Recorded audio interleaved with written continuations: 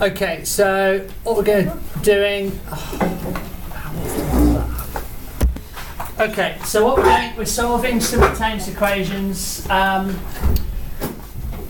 don't want to lose. Excuse me. I don't want to lose the what we're doing in the basics of it. So I'm going to recap now. When we are solving simultaneous equations, what are we actually doing? What's the purpose of solving simultaneous equations? Or why do I need simultaneous equations to do it? Carry on.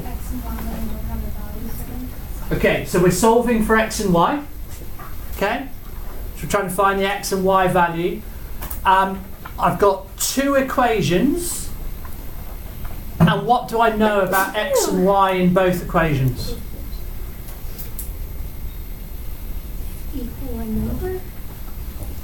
Okay, but more importantly, then There are points on the line. they're points on a line. Yeah, correct. Exactly right. Not quite what I was asking for, but you're very right.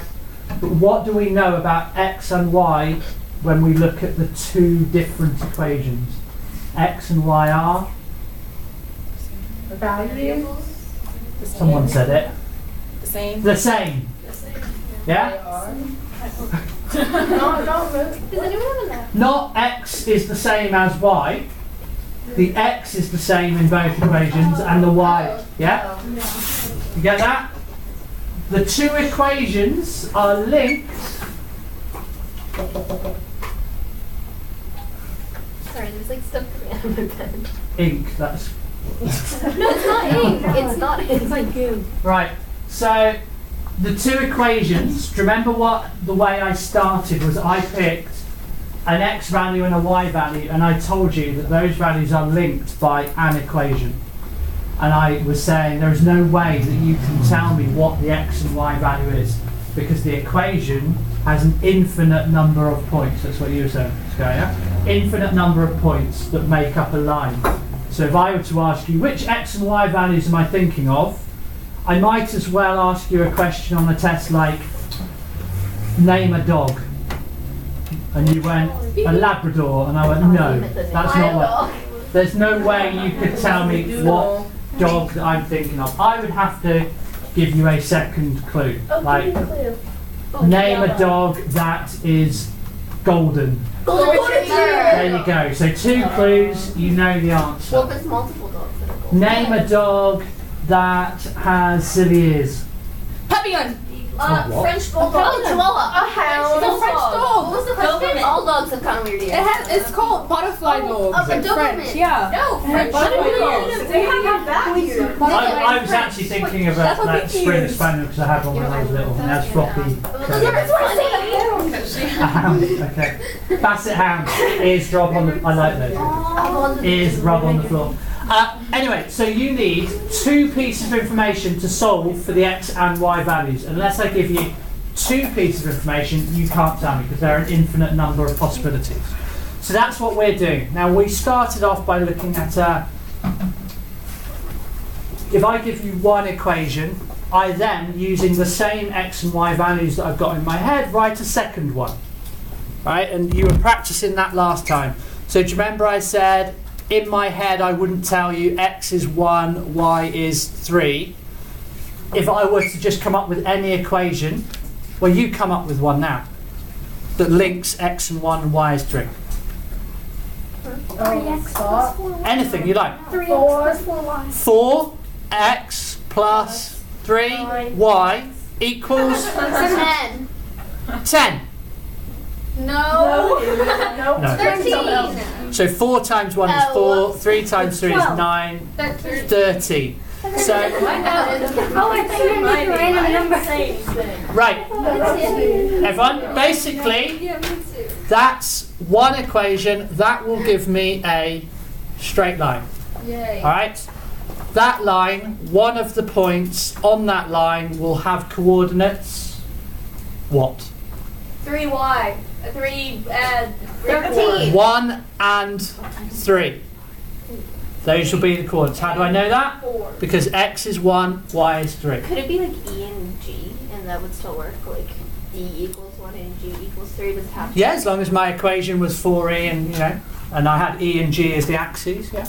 But you get that point how that line has an infinite number of points. I am looking for that one point. All right. You could not tell me what that point. It would just be a guess on your behalf until I said, well, my second clue is what? Give me another one. 4x plus. No. Oh man. 2. That's not gonna work. 9 Plus. 9 equals. Wait. Equals. 13. Where's Y? Where's the Y? I've got to have a Y I now. to get rid of it. No, not yet. Oh, then why? You're making another Oh, I equation. forgot what we're doing. Okay. And that equals 20. 7. 20. Oh, I'm sorry. I keep saying random numbers, not. All right, you're just Okay, yeah. The randomness comes on the left-hand side. The x's and y's, say what you like, but as soon as you've specified how many x's, how many y's, the value is set, isn't it? Now this then would be another line, and it might be a line like that, No, because they're the same. going through the same point, because the x and the y values are the same. So what we're saying is this line is a different line to that line, all right? But they share A point. 1 point. And we are not doing it yet, but we are going to recap straight line functions and things and be able to solve them graphically, especially using your calculators and things, all right? But that's basically what we're doing. We're finding the 1 point that lies on both lines that satisfies both equations. We're saying x has to be a value where, or x and y have to be values where 4x's and 3y's has to equal 13. They also have to be 4x's and 1y has to equal 7. And there is only one value of x and one value of y that will work for that. And we have to solve that puzzle. So when it's this case, we have a nice method to do it, which is finding the difference between. So you gave me nice ones because the x's don't change. So we can see that whichever way I want to work, if I add 2 y's, the answer increases by 6. So I know 2 y's has to equal 6. So 1y would be 3. So 1y would be 3. And then now I know y, I can work out x using either one. Yeah, now I know y. If only we all did. Okay, so what we then did though, that was the simple case. People need to stop sending me emails. That was the simple case, and we moved on. All right? And we had situations where both of them changed. So, for instance, if we went with 2x plus y equals 8 and x minus 3y equals 11. Stop giving me random numbers. It has to work for both. I'm taking it out of the book now. Alright? So now I've got two equations where both variables have been changed. So, what was the method, Hayden? You times the bottom one by all by 2. Okay, so times this one by 2. So remember, we've got to times everything by 2. Why did you choose times 2? Because that way x will become 2x just like that. Okay. Do you know what a lot of people do when they don't fully understand? Is they always go for the y's. They always just match the y's up. And they make it much harder on themselves, but they don't spot, oh, actually, x would be much easier to eliminate first. So my my 1 still stays the same, all right? But I've come up with a third equation. My third equation is what? 2x minus 6y equals 22. Okay. So now I'm going to use those two equations to figure out the difference, which is? Minus 7y equals... So minusing 7y's has added 6 16? Because the first time I said it, and then no one responded, so I was like, it must not be right. Well, it's not right, is it? Oh no, I was writing that. Well, don't write it without checking. I don't know. 24 is 14. Add 2. It's 14. It's 14, yeah. Add 2 to get to 10 and then add 12. So it's 14. Right? In distress. I know it's not. No, they keep flying in. No, sorry. We do? Oh, maybe we should close. Looking for the food that my form group leave on the floor. It's open. Right. So I've got minus 7y and then what? So 1y would be? Negative 2. Okay. Now, in my examples, I'm never bothering working out the second one. I'm kind of assuming you know how to do that. That's fine, yeah? Okay. Right. What I would like to do is... Wait, sorry. To get to the negative 2, you do minus 7 just divided by... Yeah. 14 divided by minus 7, yeah. So what I did here, right, could I ask, if I was thinking of it, is it subtraction? So I'm doing what subtract what? 2x subtract 2. So 3, 1, which way round? I'm doing number 3, subtract number 1. I've done it that way round, yeah? If I'd have done 1 subtract 3, would have gotten... now is that right? So minus 6y subtract y is indeed minus 7y, 22. Okay. Now what we're going to do is we're going to think about, Yeah, minus. do you know we've thought about this difference method? Now I'm just going to, you can always use this, think of it that way. I'm very glad that it seems to be you're using the difference. That's what I've always wanted people to try and do. So I'm going to do a different question here. So there's your line. Alright. I've got 7x minus 3y equals 2. And I've got 2x plus 3y equals 7. Now there are 2 ways to approach this.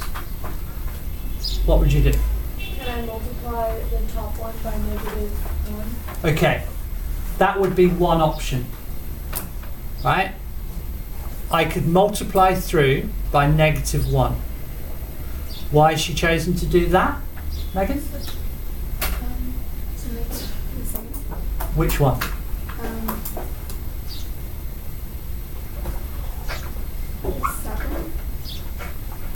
The 7 would be the same as what? Oh wait, to make it 3 this one. Yeah, so make the 3. So that would change my negative 3y to a positive 3y. So I'm actually going, my third equation, by the way, quite often what you'll see is, and I used to do this until I've taught you actually, I've just changed it now. I would have written my new number 1, I'd have still kept it as number 1. But actually I'm writing a new equation. It's double the old one, alright? So, I don't want you to, not yet. You can change it after. So, we're going to do minus 7x plus 3y equals minus 2. And then number 2 is still the same. 2x plus 3y is 7, still the same. So then do what I did before and Minus 2 from subtract. So which way round? 3. Subtract 2. Okay. 3 subtract 2. So minus 7x subtract 2x is Minus 9. minus 9x. These become 0. And minus 2 subtract 7 is Minus 9. therefore x is Negative 1. fell for it. 1. Positive 1. Yeah, be very careful. Now, I want to do the same question, but I just want to give you another option. Is that, can I guess another option? Is the other option timesing -1? It's not actually timesing at all. No. I could, which is basically the same method would be to times the second one by -1, yeah? Make them both negatives. Fine. However, because mathematically you guys are pretty good, you'll understand this. Right. That was high. I'm going to do it in a slightly different way, in that I am not going to multiply by anything. I just want to eliminate one. Now I've got 3 y's in both, but one's negative and one's positive. Alright? Can I eliminate negative 3y with positive 3y? Yeah. You just add them together. You add them instead of subtracting. Alright? So I don't need to multiply by minus to do that. I can. Right? So again, some people will say, my method is make them the same sign and always subtract. Some people get taught make them different signs and always add. What I would like you to know is use either or, depending on which situation you're in. Yeah? Be efficient, be effective with your maths. So actually, I wouldn't multiply any. I can see that I've already got 3 y's. I don't need to multiply, but I see it's plus and minus, so I can actually do 2 add 3. Alright? And if I do 2 add 3, what do I end up with? You mean 2 add 1? Sorry, yeah, I'm not on 3 and 2 anymore. Oh no. That's why I could see confused faces, wasn't it? 2 and 1, yeah. 1 add 2. So what's 7x add 2x? 9x. Minus 3y add 3y? 0y. I've eliminated. That's why it's an elimination method. And 2 add 7? 9. So I get the same answer. Therefore x is 1. Same thing. Which it should be. But I've got no negatives this time. That's easier. Potentially. But what if like? Never mind. So what you've got is really what you're focusing on is, do I have the coefficient of x or the coefficient of y to be the same value? I've already got 3 y's in both of them. I don't need to multiply. All I need to think is, do I add or do I subtract? That's it. If the signs are different, I add. If the signs are the same, I subtract. Alright? Does that make sense?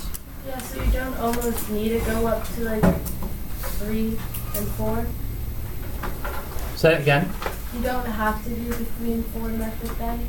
So when you... In this case, Yeah. yeah, so yeah, I don't need to do any multiplying or anything. What I would say though, let's have a look. So, are you right? Is anyone happy if I move on? Can I move? Can I get rid of this off the screen? Yeah? Okay, so if I were to just give you one more example before you get on. Alright? So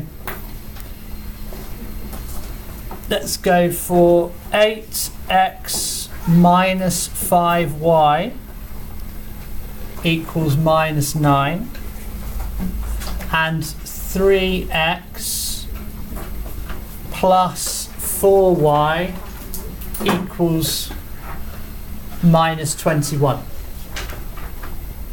Okay, so you could obviously choose. Would you like to, I'm going to force you by the way, but you could choose, if it was your choice, to line up the x's or line up the y's.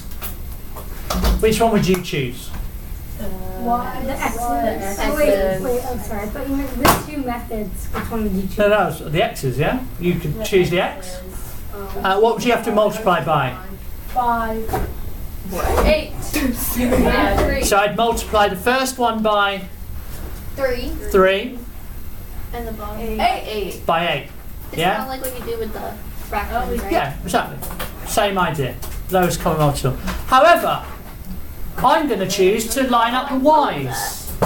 I did tell you I'm not going to let you have your choice before you started writing. So I'm going to make sure, I'm going to make you line up the y's. So what are you going to do to make the y values the same?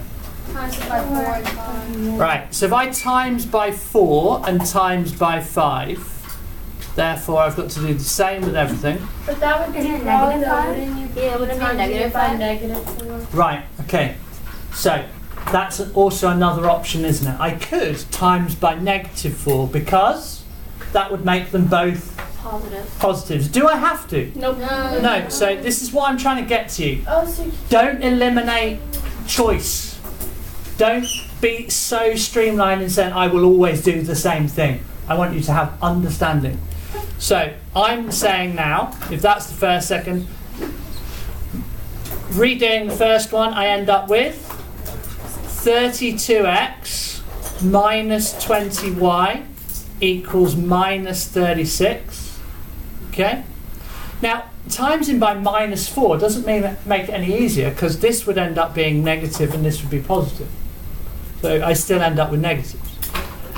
The fourth one would be 15x plus 20y equals minus 105.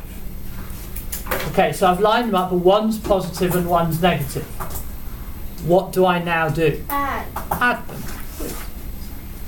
Alright, so I'm going to do 3, add 4. Now, do you notice how I'm writing all this out? You don't have to, but it shows you're working. Alright? It does show you're working. So I would suggest this is not a bad way of answering a question in a test or an exam. Show how it's happening. So if I add them together, also you can refer back to that just to check what was I doing again, just in case your mind wanders halfway through. It does happen. But 32 add 15 is, so I've got 47x minus 20 add 20, nothing, minus 36 add minus 104. Minus No, 151. Minus 151. Minus 141. This is where you have to know adding and subtracting with your negative numbers. You can't do that, you're going to get the wrong answer. Right, so now we've got x would be minus 141 over 47. What would it be? You might have to do this one with a calculator. Anyone? I'll never get my calculator. Negative 3. Sure? Yeah. 3 lots of 40 would be 120. 3 lots of 7, 21, 141. Anytime I see a number with ending with a 1 and it has a 7, it's most likely going to be a 3. Yeah. Just add the 2 so you can just see it. What?